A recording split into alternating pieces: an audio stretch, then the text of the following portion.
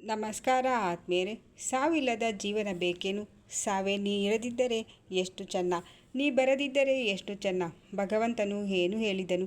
ಈ ವಿಚಾರ ಸಂಕಿರಣಕ್ಕೆ ತಮಗೆಲ್ಲ ಆತ್ಮೀಯವಾದ ಸ್ವಾಗತ. ಅದಕ್ಕೂ ಮೊದಲು ಯಾರ್ಯಾರು ನನ್ನ ಈ ವಿಡಿಯೋವನ್ನು ಮೊಟ್ಟ ಮೊದಲನೇ ಬಾರಿಗೆ ನೋಡ್ತಾ ಇದ್ದೀರಾ, ದಯಮಾಡಿ ಅವರೆಲ್ಲ ಲೈಕ್ ಮಾಡಿ, ಕಮೆಂಟ್ ಮಾಡಿ, ಶೇರ್ ಮಾಡಿ, ಸಬ್ಸ್ಕ್ರೈಬ್ ಮಾಡಿ ಅಂತ ಹೇಳ್ತಾ ನನ್ನ ವಿಚಾರ ಸಂಕಿರಣವನ್ನು ಮುಂದುವರಿಸ್ತಾ ಇದ್ದೀನಿ. ಆತ್ಮೀಯರೇ, ಮನುಷ್ಯನಾಗಿ ಹುಟ್ಟಿದ ಮೇಲೆ 2 ವಿಚಾರಗಳು ನಮ್ಮನ್ನು ಬಹಳವಾಗಿ ಕಾಡುತ್ತವೆ. ಆ 2 ವಿಚಾರಗಳು ಯಾವುವು ಎಂದರೆ ಹುಟ್ಟು ಮತ್ತು ಸಾವುಗಳು.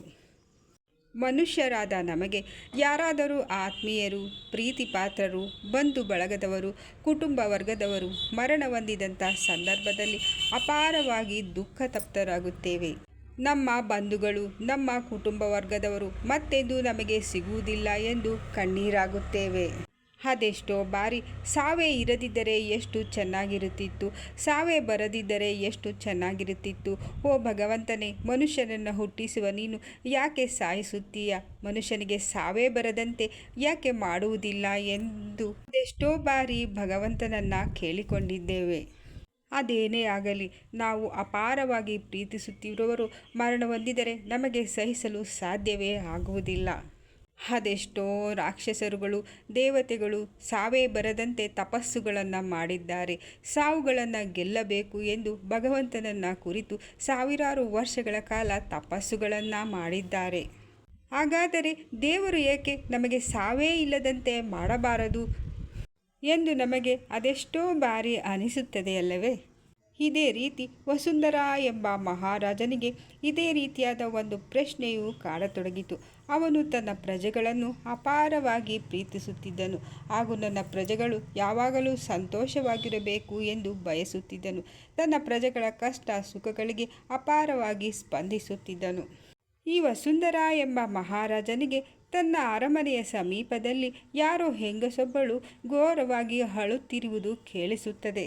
ಆ ತಾಯಿಯ ಅಳುವನ್ನು ಕೇಳಿ ಈ ವಸುಂಧರಾ ರಾಜನು ಏಕೆ ಈ ತಾಯಿ ಅಳುತ್ತಿದ್ದಾಳೆ ಎಂದು ಯೋಚಿಸುತ್ತಾನೆ ಮತ್ತು ಅವಳ ಮನೆಗೆ ಹೋಗಿ, ಏಕೆ ತಾಯಿ ಇಷ್ಟು ಜೋರಾಗಿ ಅಳುತ್ತಿದ್ದೀಯಾ, ನಿನ್ನ ಕಷ್ಟವೇನು ಎಂದು ಆ ತಾಯಿಯನ್ನು ಕೇಳುತ್ತಾನೆ. ಅದಕ್ಕೆ ಆ ತಾಯಿಯು, ವಸುಂಧರಾ ರಾಜನೇ, ಈ ದಿನ ನನ್ನ ಗಂಡ ಹಾಗೂ ಮಗನು ಹಾವು ಕಚ್ಚಿ ಮರಣ ಹೊಂದಿರುತ್ತಾರೆ.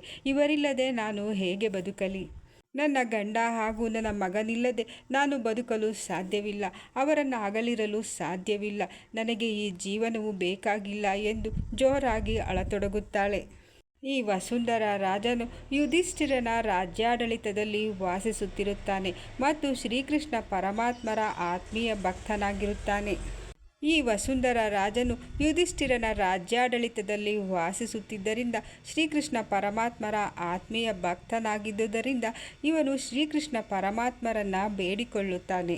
ಶ್ರೀಕೃಷ್ಣ ಪರಮಾತ್ಮರೇ, ನನ್ನ ಪ್ರಜೆಗಳು ಅಳುವುದನ್ನು, ಸಾವು ನೋವುಗಳಿಂದ ಕಷ್ಟಪಡುವುದನ್ನು ನೋಡಲು ನನಗೆ ಸಾಧ್ಯವಿಲ್ಲ. ದಯಮಾಡಿ ನನ್ನ ಸಾಮ್ರಾಜ್ಯದಲ್ಲಿ ಯಾರಿಗೂ ಸಾವೇ ಬರದಂತೆ ಆಶೀರ್ವಾದ ಮಾಡಿ ಎಂದು ಶ್ರೀಕೃಷ್ಣ ಪರಮಾತ್ಮರನ್ನು ಬೇಡಿಕೊಳ್ಳುತ್ತಾನೆ. ಆದರೆ ಶ್ರೀಕೃಷ್ಣ ಪರಮಾತ್ಮರು, ಹುಟ್ಟು ಸಾವುಗಳು ಪ್ರತಿಯೊಂದು ಜೀವಿಗೂ ಅನಿವಾರ್ಯವಾಗುತ್ತದೆ, ಸಾವೇ ಇಲ್ಲದಂತೆ ನಾನು ಯಾರಿಗೂ ಆಶೀರ್ವಾದವನ್ನು ಮಾಡಲು ಬರುವುದಿಲ್ಲ ಎಂದು ಹೇಳುತ್ತಾನೆ. ಆದರೆ ಈ ವಸುಂಧರಾ ರಾಜನು ಕೇಳುವುದೇ ಇಲ್ಲ. ಪರಮಾತ್ಮರೇ, ನನ್ನ ಸಾಮ್ರಾಜ್ಯದ ಜನರಿಗೆ ಸಾವು ಬರದಂತೆ ನೀವು ಆಶೀರ್ವದಿಸಲೇಬೇಕು ಎಂದು ಪಟ್ಟು ಹಿಡಿದು ಕುಳಿತುಕೊಳ್ಳುತ್ತಾನೆ. ಅಪಾರವಾಗಿ ಯೋಚಿಸಿದ ಶ್ರೀಕೃಷ್ಣ ಪರಮಾತ್ಮರು ಕೊನೆಗೆ, ಆಗಲಿ ವಸುಂಧರಾ ರಾಜನೇ, ನಿನ್ನ ಸಾಮ್ರಾಜ್ಯದಲ್ಲಿ ಯಾರಿಗೂ ಸಾವು ಬರದಂತೆ ಆಶೀರ್ವಾದವನ್ನು ನೀಡುತ್ತೇನೆ. ಅಂದರೆ ನೀನು, ನಿನ್ನ ಪ್ರಜೆಗಳು ಈಗ ಹೇಗಿದ್ದೀರೋ ಸಾವಿರಾರು ವರ್ಷಗಳ ನಂತರವೂ ಹಾಗೇ ಇರುತ್ತೀರಾ. ಇಲ್ಲಿ ಯಾರೂ ಹುಟ್ಟುವುದೂ ಇಲ್ಲ, ಯಾರೂ ಸಾಯುವುದೂ ಇಲ್ಲ ಎಂದು ಶ್ರೀಕೃಷ್ಣ ಪರಮಾತ್ಮರು ವಸುಂಧರಾ ರಾಜನಿಗೆ ಆಶೀರ್ವದಿಸಿ ಕಳುಹಿಸಿಕೊಡುತ್ತಾರೆ. ಈ ವಸುಂಧರಾ ರಾಜನು ಅಪಾರವಾದ ಸಂತೋಷ ಪಡುತ್ತಾನೆ, ಏಕೆಂದರೆ ಇನ್ನು ನನ್ನ ಸಾಮ್ರಾಜ್ಯದಲ್ಲಿ ಯಾರಿಗೂ ಸಾವು ಬರುವುದಿಲ್ಲ, ಯಾವ ಹುಟ್ಟು ಯಾವ ಸಾವುಗಳು ಇರುವುದಿಲ್ಲ. ನಮ್ಮ ಸಾಮ್ರಾಜ್ಯವು ಹುಟ್ಟು ಸಾವುಗಳಿಂದ ಮುಕ್ತವಾದಂಥ ಸಾಮ್ರಾಜ್ಯವಾಗಿದೆ. ಇನ್ನು ನಾನು, ನನ್ನ ಸಾಮ್ರಾಜ್ಯದವರು ಹುಟ್ಟು ಸಾವುಗಳಿಂದ ಮುಕ್ತರಾಗಿ ನೆಮ್ಮದಿಯಾಗಿ ಬದುಕಬಹುದು ಎಂದು ಈ ವಸುಂಧರಾ ರಾಜನು ಸಂತೋಷ ಪಡುತ್ತಾನೆ. ಹೀಗೆಯೇ ಸಾವಿರಾರು ವರ್ಷಗಳು ಕಳೆಯುತ್ತವೆ. ಈ ವಸುಂಧರಾ ರಾಜನ ಸಾಮ್ರಾಜ್ಯದಲ್ಲಿ ಯಾರೂ ಹುಟ್ಟಲೂ ಇಲ್ಲ, ಯಾರೂ ಸಾಯಲೂ ಇಲ್ಲ. ಅವನ ಸಾಮ್ರಾಜ್ಯವು ಸಾವಿರಾರು ವರ್ಷಗಳ ಕಳೆದರೂ ಕೂಡ ಇದ್ದಂತೆಯೇ ಇತ್ತು. ಅವನ ಸಾಮ್ರಾಜ್ಯದಲ್ಲಿ ಯಾವ ಉನ್ನತಿಯೂ ಆಗಲಿಲ್ಲ, ಯಾವ ಅವನತಿಯೂ ಆಗಲಿಲ್ಲ, ಯಾವುದೇ ಬದಲಾವಣೆಗಳು ಕೂಡ ಆಗಲಿಲ್ಲ. ಎಲ್ಲವೂ ಕೂಡ ಇದ್ದಂತೆಯೇ ಇತ್ತು. ಇವನ ಸಾಮ್ರಾಜ್ಯದಲ್ಲಿ ಪಾಪವೂ ಇರಲಿಲ್ಲ, ಪುಣ್ಯವೂ ಇರಲಿಲ್ಲ, ಹುಟ್ಟು ಇರಲಿಲ್ಲ, ಸಾವು ಇರಲಿಲ್ಲ. ಹೀಗಾಗಿ ಇವನ ಸಾಮ್ರಾಜ್ಯವು ಯಾವುದೇ ಹೊಸತನವನ್ನು ಕಾಣಲೇ ಇಲ್ಲ. ಹೊಸ ಬದಲಾವಣೆಗಳನ್ನು, ಹೊಸ ಮುಖಗಳನ್ನು ಕಾಣಲು ಅವಕಾಶವೇ ಇರಲಿಲ್ಲ. ಸಾವಿರಾರು ವರ್ಷಗಳಿಂದ ಈ ವಸುಂಧರ ರಾಜನಿಗೆ ಇದ್ದಂತಹ ಅದೇ ಹಳೆಯ ಸೈನಿಕರಿದ್ದರು. ಈ ವಸುಂಧರ ರಾಜನಿಗೆ ಸಾವಿರಾರು ವರ್ಷಗಳ ಹಿಂದೆ ಇದ್ದಂತಹ ಅದೇ ಮಹಾರಾಣಿ ಇದ್ದಳು. ಈ ವಸುಂಧರ ರಾಜನ ಸಾಮ್ರಾಜ್ಯದ ಪ್ರಜೆಗಳಲ್ಲಿಯೂ ಕೂಡ ಯಾವುದೇ ಬದಲಾವಣೆಗಳಿಲ್ಲ. ಸಾವಿರಾರು ವರ್ಷಗಳಿಂದ ಇದ್ದಂತಹ ಅದೇ ಸಾಮಾನ್ಯ ಪ್ರಜೆಗಳಿದ್ದರು. ಇವನ ಸಾಮ್ರಾಜ್ಯದಲ್ಲಿ ಹೊಸ ಮುಖಗಳಾಗಲಿ, ಹೊಸತನಗಳಾಗಲಿ, ಹೊಸ ಬದಲಾವಣೆಗಳಾಗಲಿ ಯಾವುದೂ ನಡೆಯಲೇ ಇಲ್ಲ. ಈ ರೀತಿಯಾಗಿ ವಸುಂಧರ ರಾಜನ ಪ್ರಜೆಗಳು ರಾಜನಲ್ಲಿಗೆ ಬಂದು ಕೇಳುತ್ತಾರೆ, ವಸುಂಧರ ರಾಜನೇ, ಈ ನಮ್ಮ ಸಾಮ್ರಾಜ್ಯದಲ್ಲಿ ಯುಗಯುಗಗಳಿಂದಲೂ ಎಲ್ಲವೂ ಇದ್ದಂತೆಯೇ ಇದೆ. ಇಲ್ಲಿ ಯಾರೂ ಹುಟ್ಟಲೂ ಇಲ್ಲ, ಯಾರೂ ಕೂಡ ಸಾಯಲೂ ಇಲ್ಲ, ಯಾವುದೇ ಬದಲಾವಣೆಗಳು ಆಗಲೇ ಇಲ್ಲ. ಯುಗಯುಗಗಳು ಕಳೆದರೂ ಎಲ್ಲವೂ ಇದ್ದಂತೆಯೇ ಇದೆ. ಇಲ್ಲಿ ಯಾವ ಬದಲಾವಣೆಗಳು ನಡೆದೇ ಇಲ್ಲ. ರಾಜನೇ, ಪ್ರಕೃತಿ ಎಂದರೆ ಹಳೆಯದು ಹೋಗಬೇಕು, ಹೊಸದು ಬರುತ್ತಿರಬೇಕು. ಈ ಪ್ರಕೃತಿಯು ಬದಲಾವಣೆಗಳನ್ನು ಕಾಣುತ್ತಿರಬೇಕು, ಹೊಸ ಹುಟ್ಟುಗಳನ್ನು ಕಾಣುತ್ತಿರಬೇಕು, ಹೊಸ ಅವಕಾಶಗಳನ್ನು ಕಾಣುತ್ತಿರಬೇಕು. ಈ ಪ್ರಕೃತಿಯು ಹೊಸ ಚಿಗುರನ್ನು ಕಾಣುತ್ತಿರಬೇಕು. ಇನ್ನು ಎಷ್ಟು ದಿನ ಅಂತ ಹಳಬರಾದ ನಾವೇ ಈ ಭೂಮಿಯ ಮೇಲೆ ಬದುಕುವುದು ಹೇಳಿ? ಹೊಸಬರಿಗೆ ನಾವು ಅವಕಾಶವನ್ನು ಮಾಡಿಕೊಡಬೇಕು. ಮಹಾರಾಜನೇ, ಹೊಸಬರು ಹುಟ್ಟಬೇಕು, ಹೊಸ ಆಲೋಚನೆಗಳು ಹುಟ್ಟಬೇಕು. ಹೊಸಬರು ಬಂದು ಈ ಪ್ರಕೃತಿಗೆ ಹೊಸತನವನ್ನು ತುಂಬಬೇಕು. ಈ ಪ್ರಕೃತಿಯು ಹಳೆಯ ಬೇರು ಹಾಗೂ ಹೊಸ ಚಿಗುರನ್ನು ಕಾಣುತ್ತಿರಬೇಕು. ಆದರೆ ಹಳೆಯ ಬೇರು, ಹಳೆಯ ಮರ, ಹೊಸ ಚಿಗುರೇ ಇಲ್ಲದ ಜೀವನ ಒಂದು ಜೀವನವೇ ಅಲ್ಲ. ಹೊಸ ಹುಟ್ಟೇ ಇಲ್ಲದ ಬದುಕು ಒಂದು ಬದುಕೇ ಅಲ್ಲ. ಹೊಸ ಹುಟ್ಟು, ಹೊಸ ಚೈತನ್ಯ, ಹೊಸತನ, ಹೊಸ ಚಿಗುರು ಇಲ್ಲದ, ಯಾವುದೇ ಬದಲಾವಣೆಗಳಾಗದ ನಿನ್ನ ಸಾಮ್ರಾಜ್ಯ ಒಂದು ನಿರರ್ಥಕವಾದ ಸಾಮ್ರಾಜ್ಯವಾಗಿದೆ. ನಿನ್ನ ಸಾಮ್ರಾಜ್ಯವು ಯಾವುದೇ ಉನ್ನತಿ ಕಾಣುವುದಿಲ್ಲ, ಯಾವುದೇ ಅವನತಿ ಕಾಣುವುದಿಲ್ಲ, ಯಾವುದೇ ಹುಟ್ಟು ಕಾಣುವುದಿಲ್ಲ, ಯಾವುದೇ ಸಾವನ್ನು ಕಾಣುವುದಿಲ್ಲ. ಹೀಗೆ ಹೊಸತನವಿಲ್ಲದ, ಹೊಸ ಹುಟ್ಟು ಇಲ್ಲದ, ಹೊಸ ಚಿಗುರು ಇಲ್ಲದ, ಹೊಸ ಬದಲಾವಣೆ ಇಲ್ಲದ ಹಾಗೂ ಹೊಸ ಚೈತನ್ಯವಿಲ್ಲದ ಈ ನಿನ್ನ ನೀರಸ ಸಾಮ್ರಾಜ್ಯವು ಯುಗಯುಗಗಳಿಂದ ಇದ್ದಂತೆಯೇ ಇದೆ. ಇನ್ನು ಎಷ್ಟು ಯುಗಗಳು ಹೀಗೆಯೇ ಇರಬೇಕು ಎಂದು ನಿರ್ಧರಿಸಿರುವೆ ಹೇಳು ಮಹಾರಾಜ? ನಮಗಂತೂ ಬೇಸರವಾಗಿ ಬಿಟ್ಟಿದೆ. ನಾವಂತೂ ಹಳಬರಾಗಿದ್ದೇವೆ. ನಾವು ಇನ್ನು ಯಾವ ಉಪಯೋಗಕ್ಕೂ ಬರದವರಾಗಿದ್ದೇವೆ. ಇನ್ನು ನಾವು ಈ ಭೂಮಿಯನ್ನು ತೊರೆದು ಹೋಗಿಬಿಡೋಣ. ಹೊಸ ಹುಟ್ಟು, ಹೊಸ ಚಿಗುರು, ಹೊಸ ಚೈತನ್ಯ, ಹೊಸ ಬದಲಾವಣೆಗೆ ನಾವು ಅವಕಾಶ ಮಾಡಿಕೊಡೋಣ. ಬದಲಾವಣೆ ಪ್ರಕೃತಿಯ ನಿಯಮವಾಗಿದೆ ಮತ್ತು ನಾವು ನೋಡಬೇಕಾದುದೆಲ್ಲವನ್ನು ನೋಡಿಯಾಗಿದೆ, ಮಾಡಬೇಕಾದುದೆಲ್ಲವನ್ನು ಮಾಡಿಯಾಗಿದೆ, ಸಾಧಿಸಬೇಕಾದುದೆಲ್ಲವನ್ನು ಸಾಧಿಸಿಯಾಗಿದೆ, ಬದುಕಬೇಕಾದುದೆಲ್ಲವನ್ನು ಬದುಕಿಯಾಗಿದೆ. ವಸುಂಧರ ರಾಜನೇ, ಈ ರೀತಿ ಪ್ರಕೃತಿಯು ನಿಂತ ನೀರಾಗಬಾರದು. ಪ್ರಕೃತಿಯು ಹರಿಯುವ ನೀರಿನಂತೆ ಯಾವಾಗಲೂ ಹೊಸ ಬದಲಾವಣೆಗಳನ್ನು, ಹೊಸ ಚೈತನ್ಯಗಳನ್ನು ಕಾಣುತ್ತಿರಬೇಕು. ಮತ್ತು ಬದಲಾವಣೆಯೇ ಪ್ರಕೃತಿಯ ನಿಯಮವಾಗಿದೆ. ಇದ್ದಂತೆಯೇ ಇರುವುದು ಪ್ರಕೃತಿಯ ನಿಯಮಕ್ಕೆ ವಿರುದ್ಧವಾದುದಾಗಿದೆ. ಹಾಗೂ ತನ್ನ ಆಯಸ್ಸು ಮುಗಿದ ನಂತರವೂ ಕೂಡ ಬದುಕಬೇಕೆಂದು ಆಸೆ ಪಡುವುದು ಕೂಡ ಪ್ರಕೃತಿಗೆ ವಿರುದ್ಧವಾದ ನಿಯಮವಾಗಿದೆ. ವಸುಂಧರ ರಾಜನೇ, ಹುಟ್ಟಿದ ಮನುಷ್ಯ ಸಾಯಲೇಬೇಕು ಮತ್ತು ಹೊಸ ಹುಟ್ಟು ಈ ಪ್ರಕೃತಿಯಲ್ಲಿ ನಡೆಯುತ್ತಲೇ ಇರಬೇಕು. ಈ ಪ್ರಕೃತಿಯು ಹೊಸ ಬದಲಾವಣೆಗಳನ್ನು ಕಾಣುತ್ತಲೇ ಇರಬೇಕು. ಹೀಗೆ ಒಮ್ಮೆ ಹುಟ್ಟಿದ ಮನುಷ್ಯ ತನಗೆ ಸಾವೇ ಬರಬಾರದು, ನಾನು ಸಾಯುವುದೇ ಇಲ್ಲ ಎಂದು, ಮತ್ತು ಪ್ರಕೃತಿಯು ಇದ್ದಂತೆಯೇ ಇದ್ದು ಬಿಡುತ್ತದೆ, ನಿಂತಲ್ಲಿಯೇ ನಿಂತು ಬಿಡುತ್ತದೆ. ಈ ಪ್ರಕೃತಿಯು ನಿಂತ ನೀರಾಗಿ ಬಿಡುತ್ತದೆ.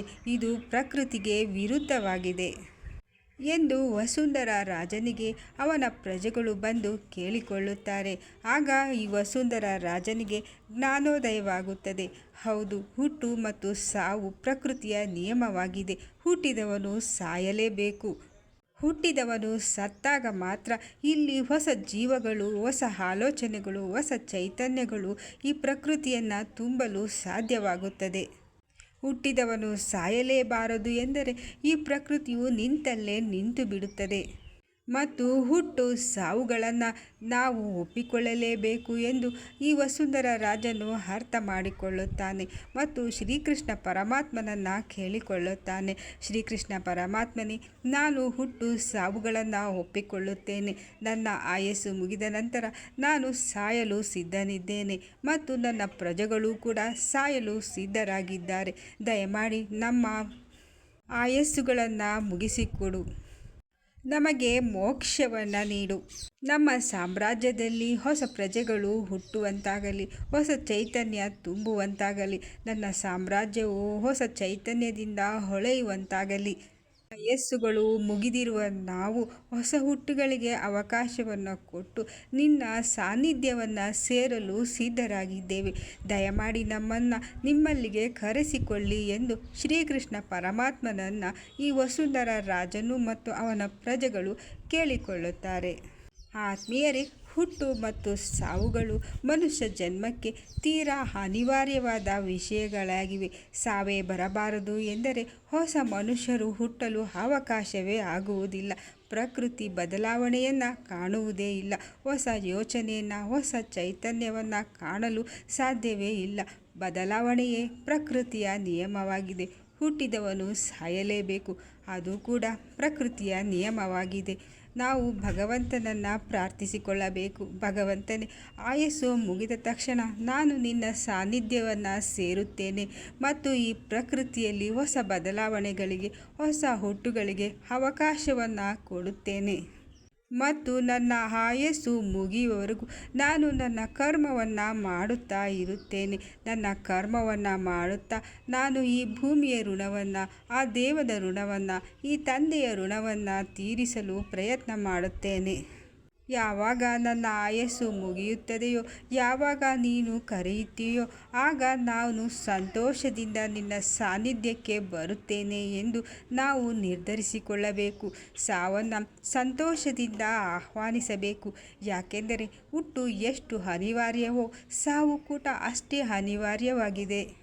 ಆತ್ಮೀಯರೇ, ಈ ರೀತಿಯಾಗಿ ಹುಟ್ಟು ಮತ್ತು ಸಾವುಗಳು ಜೀವನದ ಎರಡು ಮುಖಗಳಾಗಿವೆ. ಹುಟ್ಟಬೇಕು ಆದರೆ ಸಾಯಬಾರದು ಎನ್ನುವುದು ಎಂದಿಗೂ ಪ್ರಕೃತಿಗೆ ವಿರುದ್ಧವಾದುದೇ ಆಗಿದೆ. ಈ ಜೀವ ಮತ್ತು ಈ ಆತ್ಮಗಳು ಭಗವಂತನು ಕೊಟ್ಟ ಭಿಕ್ಷೆಯಾಗಿದೆ. ಆಯಸ್ಸು ಮುಗಿಯುವವರೆಗೂ ನಾವು ನಮ್ಮ ಕರ್ಮವನ್ನು ಮಾಡಬೇಕು. ನಮ್ಮ ಕರ್ಮ ಎಂದರೆ ನಾವು ಹುಟ್ಟುವಾಗ 3 ಋಣಗಳನ್ನು ತಂದಿರುತ್ತೇವೆ. ಅವು ಯಾವುವೆಂದರೆ ತಾಯಿ ಋಣ, ದೇವ ಋಣ ಮತ್ತು ಪಿತೃ ಋಣಗಳು. ನಾವು ಬದುಕಿರುವವರೆಗೂ ನಮ್ಮ ಕರ್ಮವನ್ನು ಮಾಡುತ್ತಿರಬೇಕು. ನಾವು ನಮ್ಮ ತಾಯಿ ಋಣ, ದೇವ ಋಣ ಹಾಗೂ ಪಿತೃ ಋಣಗಳನ್ನು ತೀರಿಸಲು ಪ್ರಯತ್ನಿಸಬೇಕು ಮತ್ತು ನಮ್ಮ ಆಯಸ್ಸು ಮುಗಿದ ತಕ್ಷಣ, ಆ ಭಗವಂತನು ಕರೆದ ತಕ್ಷಣ ನಾವು ಸಂತೋಷವಾಗಿ ಈ ಜೀವವನ್ನು ತೊರೆದು ಬಿಡಬೇಕು. ಇಲ್ಲಿ ಯಾವುದೂ ಕೂಡ ಶಾಶ್ವತವಲ್ಲ, ಎಲ್ಲದೂ ಕೂಡ ನಾಶವನ್ನು ಕಾಣಲೇಬೇಕು. ಇಲ್ಲಿ ಎಲ್ಲವೂ ಕ್ಷಣಿಕವಾದುದೇ ಆಗಿದೆ. ಜೀವವು ಕ್ಷಣಿಕವಾದುದು, ಜೀವನವೂ ಕ್ಷಣಿಕವಾದುದು ಮತ್ತು ಶಾಶ್ವತವಲ್ಲದ ಈ ಜೀವನಕ್ಕೆ ನಾವು ಅತಿ ಹೆಚ್ಚು ಅಂಟಿಕೊಳ್ಳಬಾರದು. ಈ ಸಂಸಾರವೆಂಬ ಸಾಗರದಲ್ಲಿ, ಹುಟ್ಟು ಸಾವು ಎಂಬ ಹೊಡೆದು ಹೋದ ದೋಣಿಯಲ್ಲಿ ನಾವು ಪ್ರಯಾಣಿಸುತ್ತಿದ್ದೇವೆ ಮತ್ತು ಈ ಸಾಗರದಲ್ಲಿ, ಈ ಒಡೆದ ದೋಣಿಯಲ್ಲಿ ಪ್ರಯಾಣಿಸುವಾಗ ಯಾವಾಗ ಮುಳುಗುತ್ತೇವೆ ಎನ್ನುವುದು ಯಾರಿಗೂ ಗೊತ್ತಿರುವುದಿಲ್ಲ. ದೋಣಿ ನಡೆದಷ್ಟು ದಿನ ನಡೆಯುತ್ತದೆ, ಆದರೆ ದೋಣಿಯನ್ನು ನಾವು ನಂಬಬಾರದು. ದೋಣಿಯನ್ನು ನಡೆಸುತ್ತಿರುವ ಹುಟ್ಟಿಗನಾದ, ನಾವಿಕನಾದ ಆ ಭಗವಂತನನ್ನು ಮಾತ್ರ ನೆಚ್ಚಿಕೊಳ್ಳಬೇಕು. ಭಗವಂತನೇ, ಎಲ್ಲಿಯವರೆಗೂ ಈ ಒಡೆದ ದೋಣಿ, ಹುಟ್ಟು ಸಾವು ಎಂಬ ಈ ಸಾಗರದಲ್ಲಿ ಈ ಒಡೆದ ದೋಣಿಯು ಎಲ್ಲಿಯವರೆಗೂ ಸಾಗುತ್ತದೆಯೋ ಅಲ್ಲಿಯವರೆಗೂ ಸಾಗಲಿ. ನಾನು ಈ ಸಂಸಾರವನ್ನಾಗಲಿ ಈ ಒಡೆದು ಹೋದ ದೋಣಿಯನ್ನಾಗಲಿ ನೆಚ್ಚಿಕೊಂಡಿಲ್ಲ. ನಾನು ನಿನ್ನನ್ನು ಮಾತ್ರ ನೆಚ್ಚಿಕೊಂಡಿದ್ದೇನೆ. ಸಂಸಾರವೆಂಬ ಸಾಗರದಲ್ಲಿ ಈ ಹುಟ್ಟು ಸಾವು ಎಂಬ ಹೊಡೆದ ದೋಣಿಯಲ್ಲಿ ಯಾವಾಗ ಮುಳುಗುತ್ತೇವೋ ನಮಗೆ ಗೊತ್ತಿಲ್ಲ. ಈ ಸಂಸಾರವೆಂಬ ಹೊಡೆದ ದೋಣಿಯನ್ನು ನಾನು ಎಂದಿಗೂ ನೆಚ್ಚಿಕೊಳ್ಳುವುದಿಲ್ಲ. ಭಗವಂತನೇ, ನಾನು ನಿನ್ನ ಪ್ರೇಮವನ್ನು, ನಿನ್ನ ಕರುಣೆಯನ್ನು, ನಿನ್ನ ಆಶೀರ್ವಾದವನ್ನು ಮಾತ್ರ ನೆಚ್ಚಿಕೊಳ್ಳುತ್ತೇನೆ ಮತ್ತು ನಾನು ನಿನಗೆ ಶರಣಾಗತಿಯನ್ನು ಹೊಂದಿದ್ದೇನೆ. ಎಲ್ಲವೂ ನಿನ್ನದೇ. ಇಲ್ಲಿ ನನ್ನದು ಏನೂ ಇಲ್ಲ. ಇಲ್ಲಿ ಶಾಶ್ವತವಾದುದು ಯಾವುದೂ ಇಲ್ಲ. ನಿನ್ನ ಪಾದಗಳೊಂದೇ ಶಾಶ್ವತ. ಆದರೆ ನಾನು ನನ್ನ ಆಯಸ್ಸು ಮುಗಿಯುವವರೆಗೂ ನಿನ್ನನ್ನೇ ಸ್ಮರಿಸುತ್ತಾ ನನ್ನ ಕರ್ಮಗಳನ್ನು ಮಾಡುತ್ತಾ ನನ್ನ ಕಾಲವನ್ನು ಕಳೆಯುತ್ತಿರುತ್ತೇನೆ ಎಂದು ಭಗವಂತನಲ್ಲಿ ಪ್ರಾರ್ಥಿಸಿಕೊಳ್ಳಬೇಕು ಮತ್ತು ಆ ಭಗವಂತನಿಗೆ ಶರಣಾಗತಿಯನ್ನು ಹೊಂದಬೇಕು. ಯಾಕೆಂದರೆ ಈ ಜೀವನವೆಲ್ಲವೂ ನಮ್ಮಂತೆ ಹೇಳಿದಂತೆ ಯಾವುದೂ ನಡೆಯುವುದಿಲ್ಲ. ಇಲ್ಲಿ ಯಾವುದೂ ನಮ್ಮ ಕೈಯಲ್ಲಿ ಇಲ್ಲ. ಎಲ್ಲವೂ ಕೂಡ ಆ ಭಗವಂತನು ಎಣಿಸಿದಂತೆ ನಡೆಯುತ್ತದೆಯೇ ಹೊರತು ನಾವು ಎಣಿಸಿದಂತೆ ಯಾವುದೂ ನಡೆಯುವುದಿಲ್ಲ. ಎಲ್ಲವೂ ಕೂಡ ಆ ಭಗವಂತನ ನಿಯಂತ್ರಣದಲ್ಲಿ ಇದೆಯೇ ಹೊರತು ನಮ್ಮ ನಿಯಂತ್ರಣದಲ್ಲಿ ಯಾವುದೂ ಇಲ್ಲ. ಈ ಜೀವನಕ್ಕೆ ಎಂದಿಗೂ ಕೂಡ ಆ ಭಗವಂತನೇ ಯಜಮಾನನಾಗಿದ್ದಾನೆ. ಎಂದಿಗೂ ಕೂಡ ಅವನು ಹೇಳಿದಂತೆಯೇ ಎಲ್ಲವೂ ನಡೆಯುತ್ತದೆ. ಹುಟ್ಟುವಾಗ ನನ್ನ ದೇಹಕ್ಕೆ ಜೀವವನ್ನು ನಾನು ತುಂಬಿಕೊಂಡಿರಲಿಲ್ಲ. ಆದರೆ ನನ್ನ ದೇಹಕ್ಕೆ ಜೀವವನ್ನು, ಆತ್ಮವನ್ನು ಆ ಭಗವಂತನೇ ತುಂಬಿದ್ದಾನೆ. ಆದುದರಿಂದ ನನ್ನ ಜೀವನಕ್ಕೆ, ಆತ್ಮಕ್ಕೆ ಆ ಭಗವಂತನೇ ಒಡೆಯನಾಗಿದ್ದಾನೆ. ಅವನು ತುಂಬಿರುವ ಈ ಜೀವವನ್ನು ಅವನು ಕೇಳಿದಾಗ ಕೊಟ್ಟು ಬಿಡುತ್ತೇನೆ ಎಂದು ಭಗವಂತನಲ್ಲಿ ಶರಣಾಗತಿಯನ್ನು ಹೊಂದುತ್ತಾ ಜೀವನವನ್ನು ಮಾಡಬೇಕಾಗುತ್ತದೆ. ನಾನು ಅಷ್ಟು ದಿನ ಬದುಕಬೇಕು, ನಾನು ಇಷ್ಟು ದಿನ ಬದುಕಬೇಕು, ನಾನು ಹಾಗೆ ಬದುಕಬೇಕು, ನಾನು ಹೀಗೆ ಬದುಕಬೇಕು ಎಂದು ವ್ಯರ್ಥ ಕನಸುಗಳನ್ನು ಕಾಣಲೇಬಾರದು.